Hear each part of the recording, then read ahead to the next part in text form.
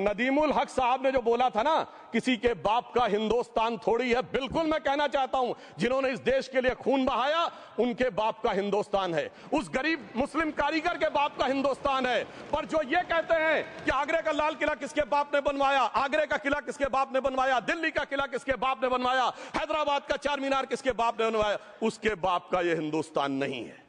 और उसके बाद भी जो आप करना चाहते हैं, अगर इस रास्ते में आप कांटे बिछाना चाहते हैं, तो उनके लिए एक लाइन कहना चाहता हूं, सभापति महोदय, तेरी तमन्ना है पर हम खार न बोने देंगे, खार कांटों को कहते हैं, तेरी तमन्ना है पर हम खार न बोने देंगे, तुझे हम राह की दीवार न होने देंगे, तू सबको रौंद कर आगे जो निकलना चाहे, हम तेरी इतनी भी रफ्तार न होने देंगे।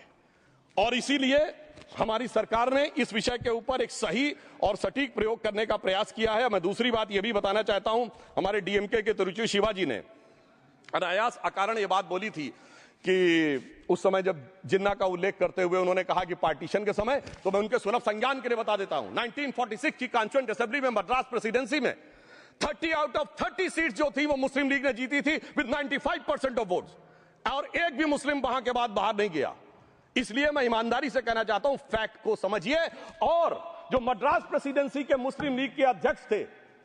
और पीजे पोकर साहब बहादुर और मोहम्मद इस्माइल, वही बाद में इंडियन यूनियन मुस्लिम लीग के अध्यक्ष बने, और उन्होंने 28 अगस्त 1947 को सेपरेट इलेक्टोरेट मांगे, जो कोई जाके कॉन्स्टिट्यूएंट असेंबली की डिबेट में पार्लियामेंट किया, आप वेबसाइट पे पेज नंबर 270 पे जाके पढ़ लीजिएगा। सरदार पटेल ने बड़े गुस्से में इस बात को कहा, अब जो हो गया सो हो गया,